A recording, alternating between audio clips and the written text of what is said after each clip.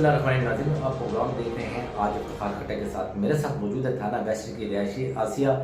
आसिया, बताएं कि आपके बेटे के साथ क्या हुआ और किस केस में वेस्ट पुलिस ने उसको गिरफ्तार किया है?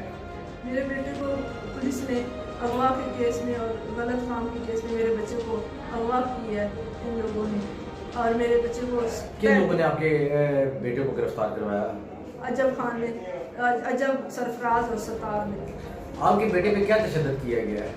उसको ले जा के तैर की हवेली में उसके कपड़े फाड़े, उसको मारा पीटा और उसको पकड़ के नाई को बुला के उसके बाल कटवाए, उसके आईब्रो काट दिए, उसके अपर लिप्स सारी नीचे काट दी और उसको मार पीट की, तशद्दुद किया। अच्छा, आप ये बताएं कि आपने बताया कि आपको पुलिस भी कह रही है कि उसकी बेटी से शादी करा लें। आपके बेटे की कितनी उम्र है, उस लड़की की कितनी उम्र है?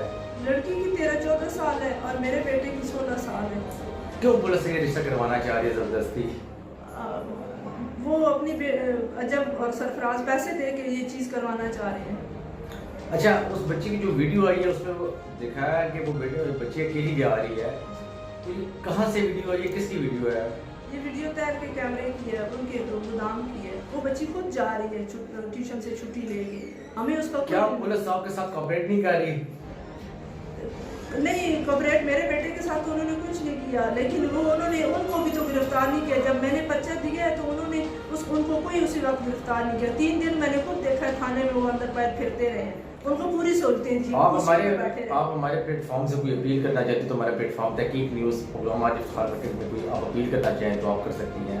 मेरी अपील है चीफ जस्टिस साहब से कि मेरा बेटा बेगुनाह है, बेकसूर है और मेरे साथ ज्यादती हुई है और हमारी इज्जत पे हरफ आया है। हम इज्जतदार लोग हैं और इन्होंने पैसे के जोर पे बदमाशी दिखाई है और मेरे घर में इंटर हो गए। मुझे भी गालियाँ दी हैं, मेरी बेटी को भी दी हैं, बच्चों को भी दी हैं, जबकि मेरे शोहर घर में नहीं थी। मैं मना कर रही थी, मेरे घर में नहीं आए, अभी मर्द नहीं है, आपने जो बात करनी है किसी मेल से करें।